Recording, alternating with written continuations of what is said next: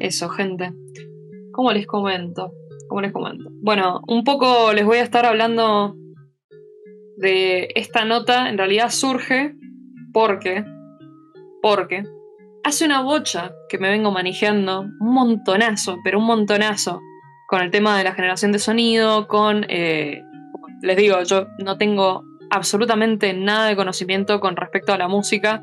Algunas veces es como que toco y canto y hago cosas, pero no me gusta como hacerlo. Simplemente lo admiro mucho en los juegos y está bueno ir viendo un poquito de estas cosas como para enterrarnos un poco, meternos un poquito en el mundo de también recuperar un poco el trabajo de algunos devs que da quizá muchos de ellos no estén, muchos de ellos hayan pasado a un plano superior. ¿Qué le pasaba? Se ponía mística. Eh, Nada, un poco comentar y valorar también este trabajo alrededor de lo que son las limitaciones técnicas de su época y cómo también esto inspiró muchas generaciones de indies que vinieron después, mucho más adelante, obviamente, ya hablando de épocas un poco más contemporáneas y más, más actuales, ver digamos, esta inspiración que causó, claramente causó un antes y un después y empezaron a generarnos algo. Porque con esos pequeños recursos limitados que teníamos en la época y con esos recursos limitados que tenían estos devs y esta gente que hacía jueguitos, tenían que transmitir un mensaje, tenían que decir, bueno, que hacerle saber al jugador que esta aventura era una aventura épica, hacerle sentir miedo al jugador cuando tenía que enfrentarse a algo que realmente te daba miedo, hacerte sentir velocidad, hacerte sentir desolación, todos los sentimientos que en el momento tenía que evocar artísticamente un juego per se. También estoy hablando de que hay juegos, pueden haber habido juegos absolutamente maravillosos de varios que vayan a recordar quizá ustedes de haberlo jugado, haberlos visto, haberlos emulado.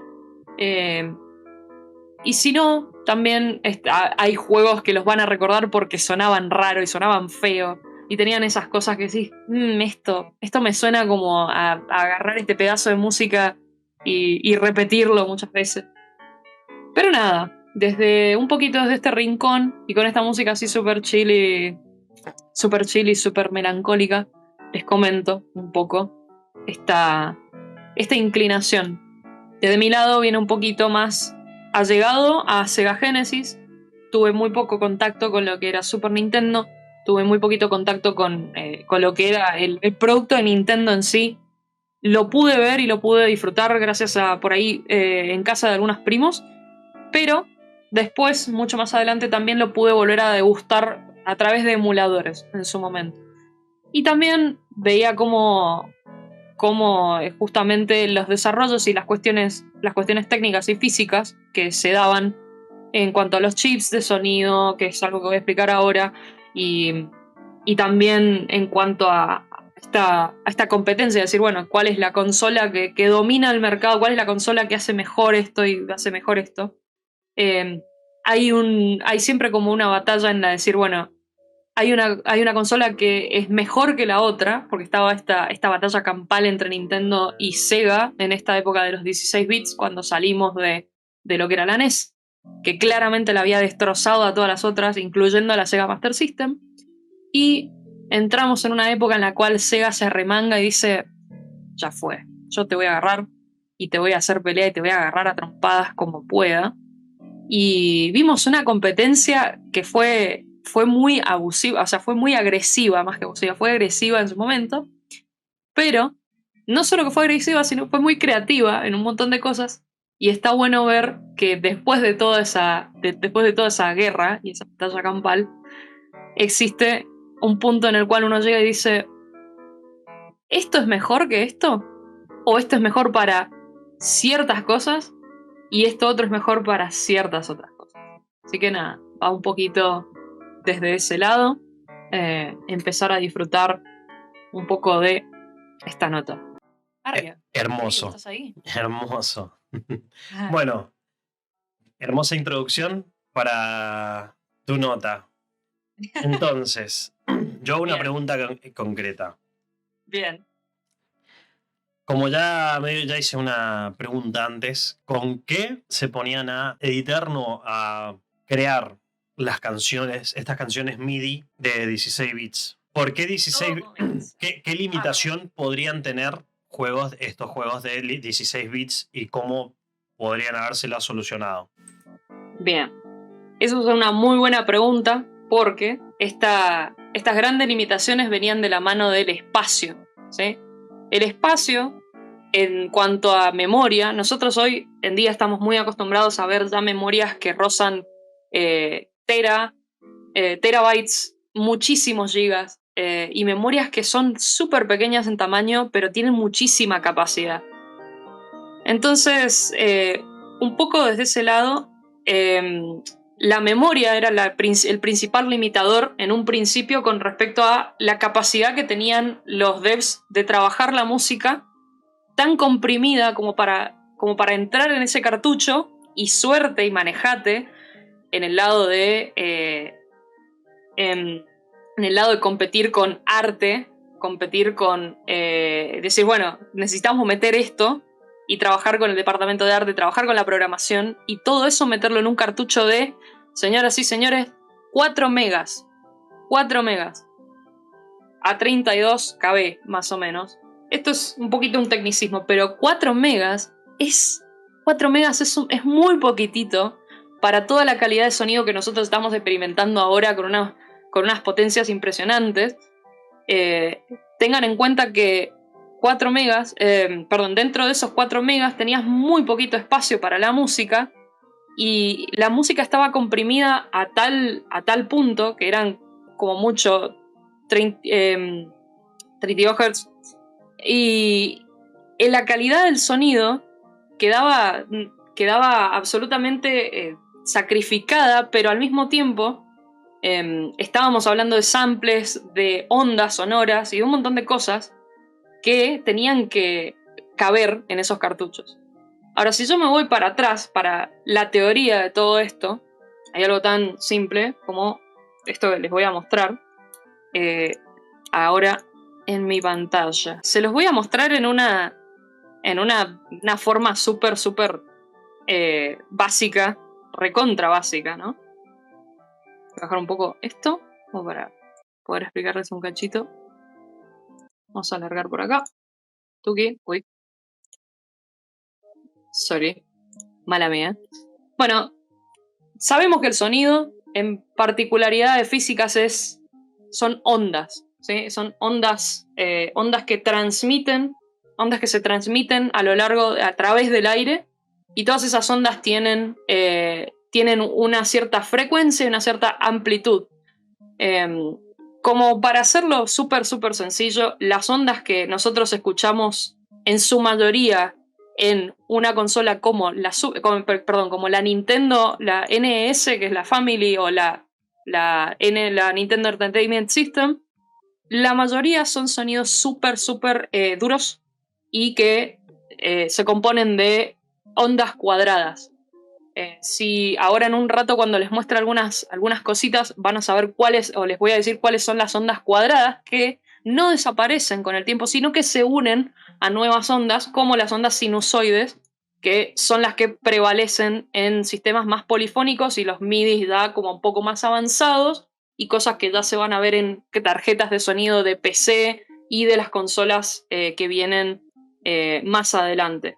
La teoría para poder manejar esto es que estas cositas maravillosas que van a ver acá, que son los chips de sonidos, los chips de sonido lo que tienen es la capacidad de tener o manejar una cierta cantidad de operadores o canales que lo que hacen es modular esas ondas para que en un máximo de 6 canales puedan reproducirse diversos instrumentos al mismo tiempo, ¿no?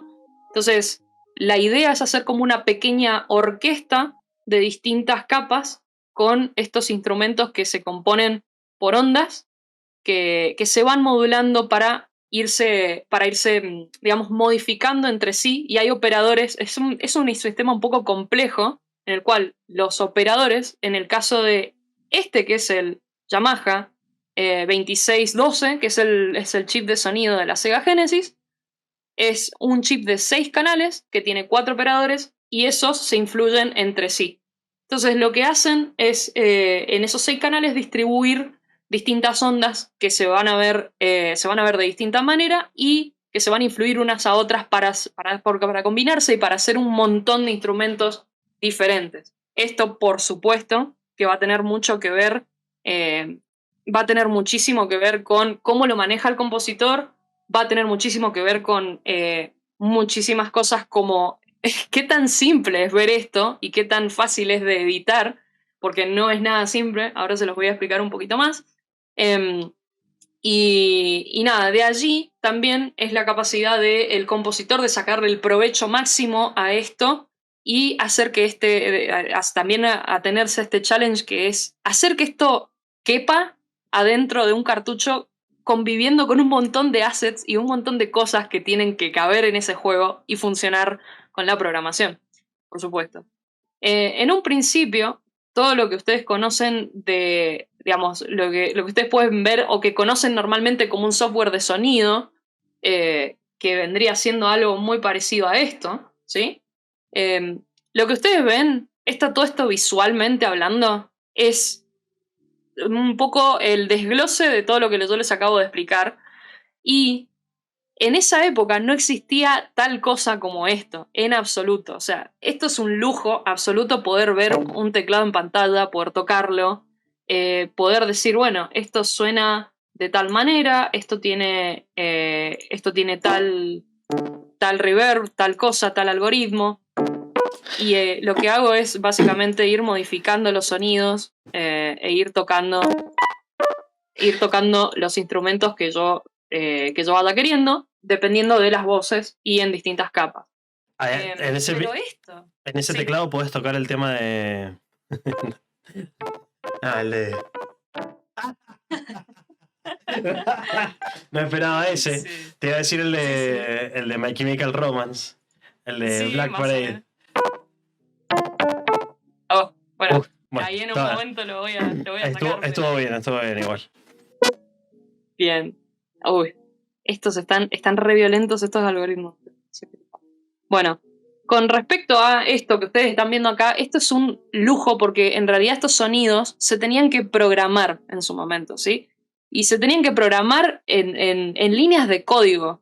Ahora, imagínense que ustedes van a un músico y le dicen, che, sí, me tenés que componer esto, pero en ese momento necesitaban que el músico dijera, bueno, esta es la composición, y después que hubiese un programador que estuviese dispuesto a decir, bueno, obviamente que estaba trabajando en un equipo con un programador, pero el programador tenía que meter manualmente la canción con su tempo específico y con sus cosas línea por línea en la consola, con algo muy, muy, muy trocolocho, muy raro y muy loco, que desde el lado de Sega era algo como esto, ¿no? Era una tarjeta una tarjeta gigante ROM con distintas placas, y lo que tenías que hacer era conectar esto a un teclado MIDI y esto conectarlo directamente a la tele con la Sega Genesis y conectarlo a la computadora, una computadora con base en MS-2.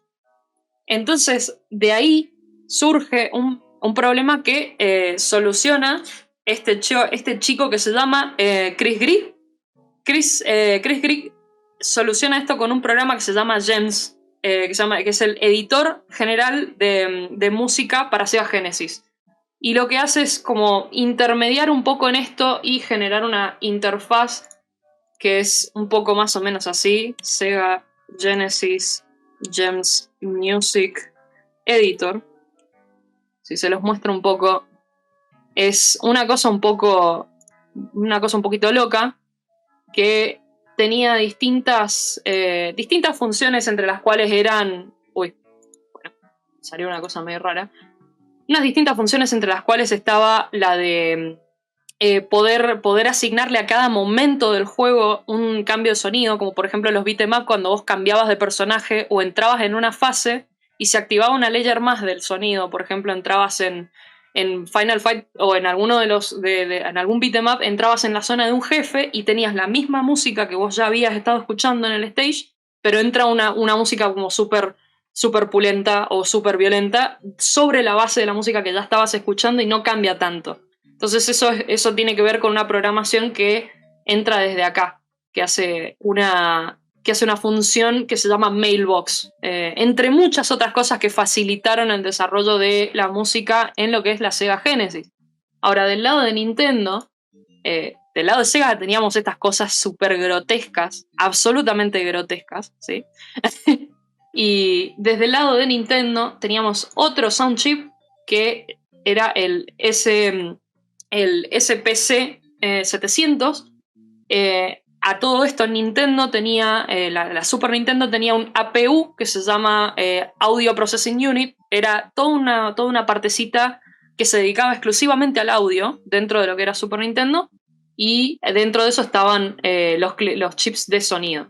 Entonces con eso tenían la posibilidad de hacer algunas cositas interesantes. También es un procesador de sonido como el Yamaha 2612, pero la diferencia es que tiene 8 canales en vez de tener 6.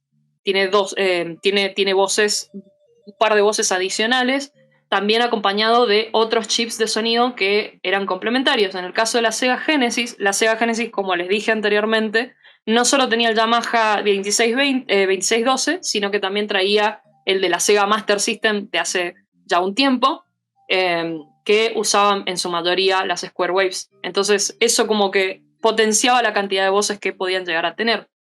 En el lado de Nintendo, a los devs les daban unas cajotas pero gigantísimas, que eran estas cosas gigantes, prácticamente del tamaño de un gabinete, y abajo lo que pueden ver ahí son los 2 puertos de controles para la Super Nintendo.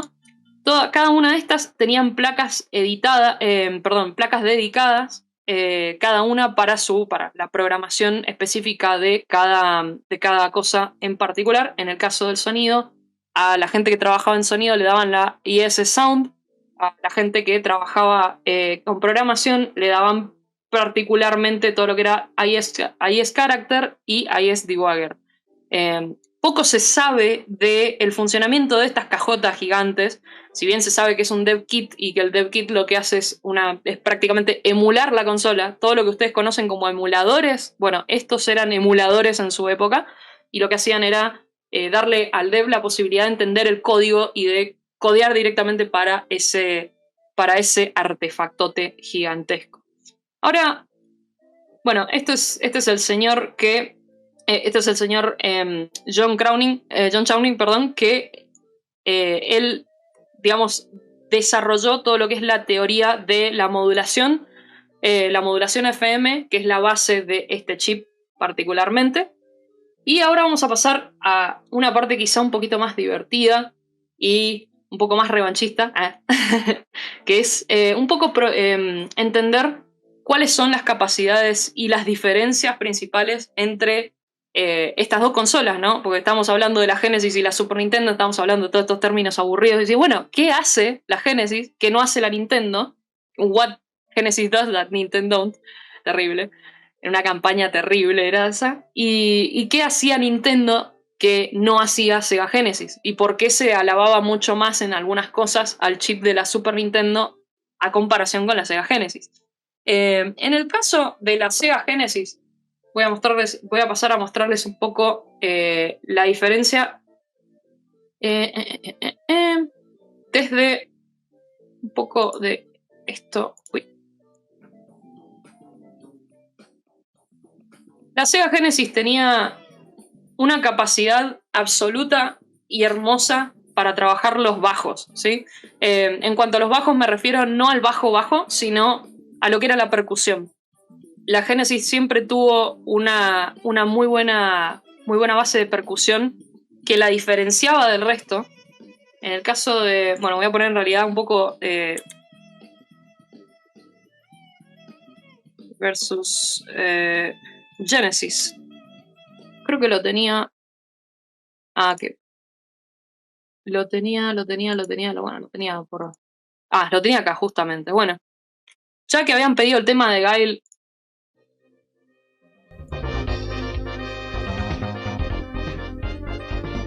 particular. Memazo. Sí, yo sé que es un memazo. Sí.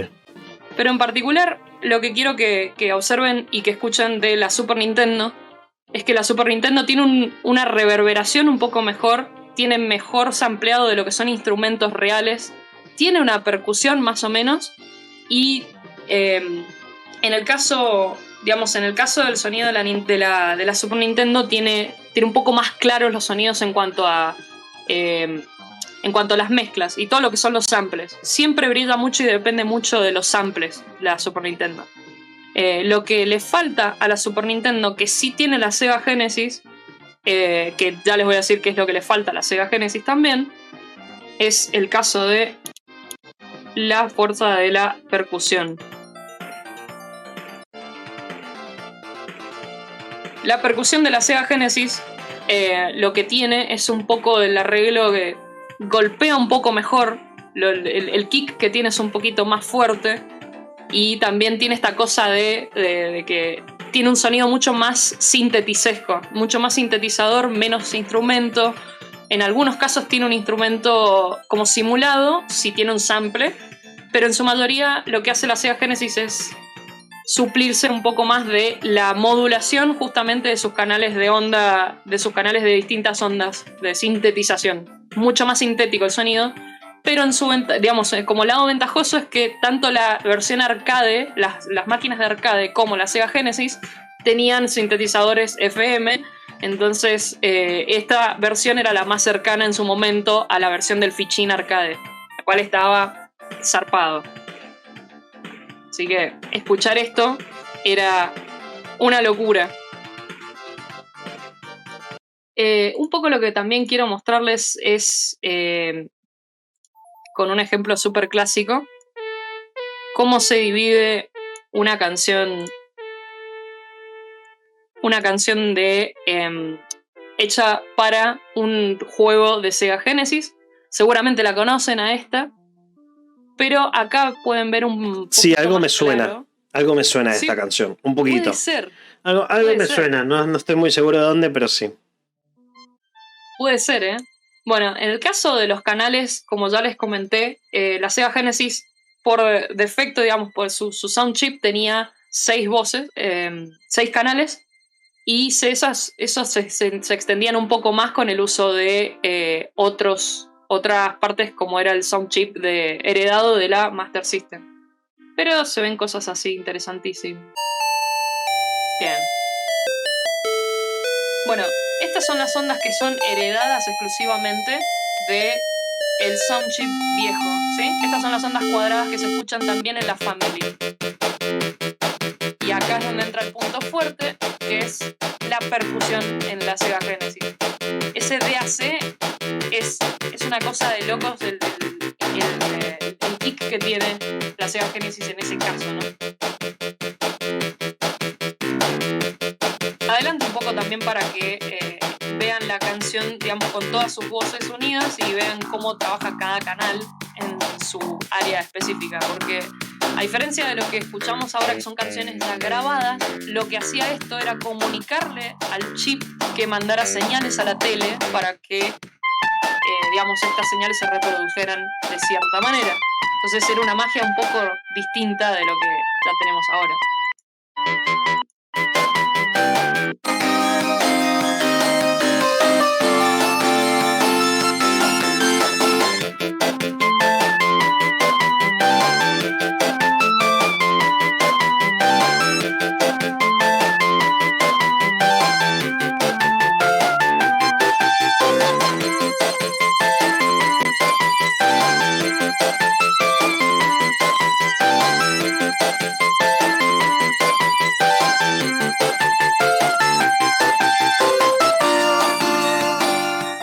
Desde ya, si quieren ver algunas más de estas desconstrucciones, recomiendo mucho al canal de Carpathia 808.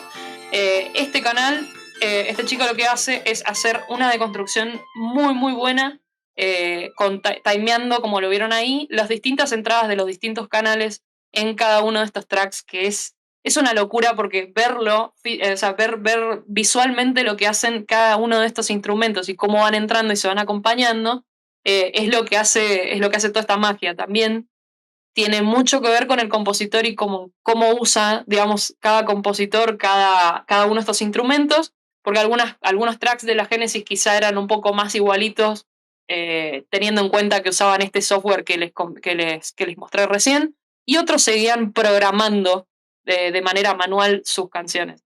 Y ahora les voy a mostrar un caso un poquito más loco, que tiene que ver con voltear un poco lo que conocemos de Super Nintendo, escucharlo desde el lado de Genesis y después escucharlo desde el lado de Super Nintendo como merece ser.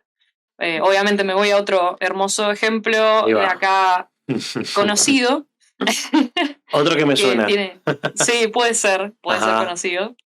Este ejemplo en particular es Upper Brinstar. Bien, vamos con Upper Brinstar. Y esto es... Bien. Upper Brinstar hecho para Sega Genesis.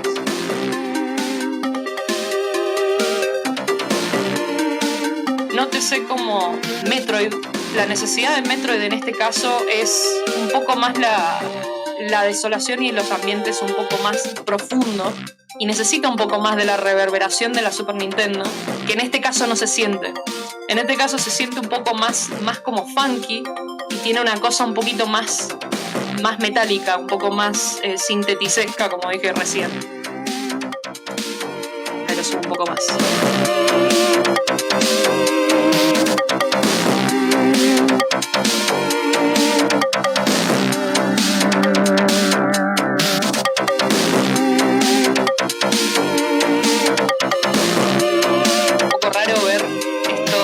Título acá arriba, realmente es una locura, pero me gusta mucho que haya gente que haga estas cosas. Me acabo de dar cuenta que dice Sega Genesis ahí arriba. Se escucha muy bien el kick justamente acá también.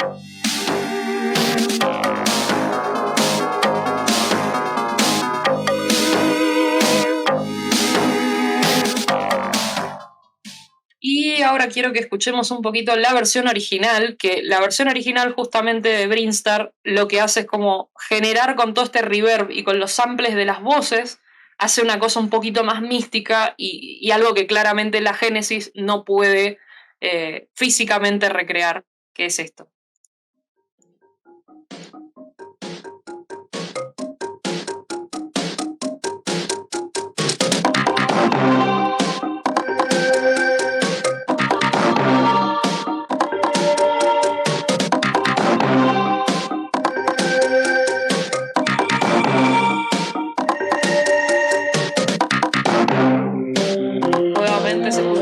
El uso del sample, tanto de las voces como bien de los otros instrumentos que se escuchan en la composición. Tiene un sonido un poco más compacto, no tan definido en voces como la Sega Genesis, pero a la vez da todo este reverb, esta reverberación grande que necesita espacio, como mucho más ambiente abierto.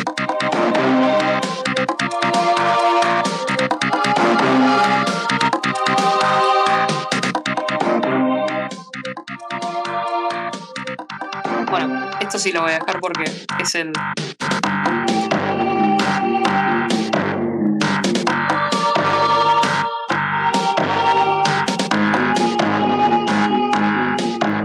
Bien. Y ahora quiero que hagamos la inversa, ¿sí?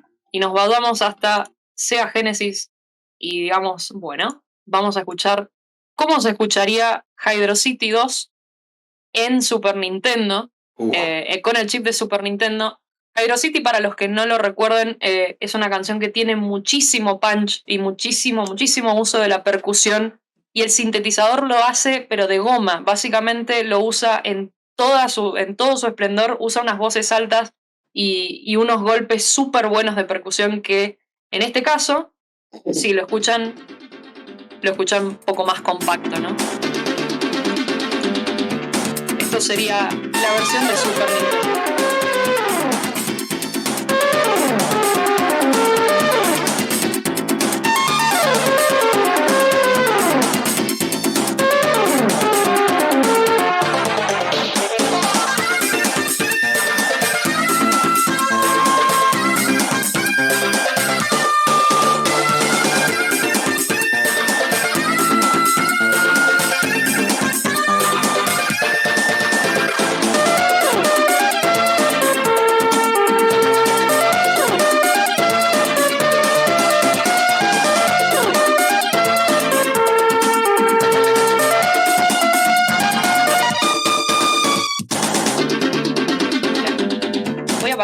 poco a la composición que conocemos todos, que tenemos temazo por acá. Ese Es un temazo. Es un temazo. En realidad también va mucho desde el lado, como digo, desde la composición, porque va también en eso. O sea, ahora cuando comente un poco la...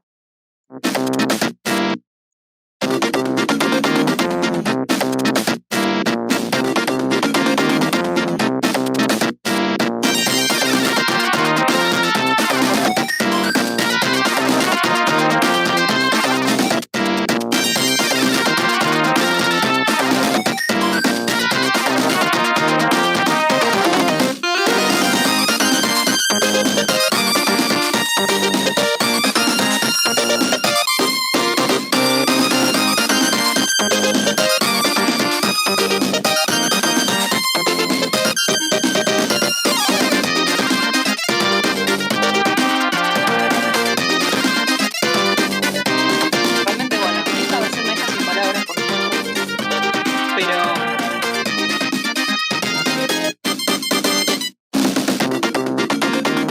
Acá es donde nuevamente vuelvo a comentar, la diferencia está justamente en esta cuestión del uso del sintetizador y cómo la percusión se usa de una manera mucho más dinámica y el bajo, la guitarra bajo, digamos, el instrumento bajo, porque no es lo mismo hablar de bajos, de sonidos bajos, que de hablar del bajo bajo. El bajo de la Sega Genesis tiene una cosa que los compositores de Sonic sobre todo supieron aprovechar muchísimo en muchísimas entregas y tienen una fuerza que es muy característica, que claramente si uno lo traslada al chip de Super Nintendo, si bien tiene más brillantez en algunas cosas de sonidos que se le pueden agregar y más potencia en algunas cosas más de adorno, no tiene la fuerza que tiene la percusión que tiene Hydro City hecha con este, digamos, con este sound chip. Así que es un poquito por ahí mi nota.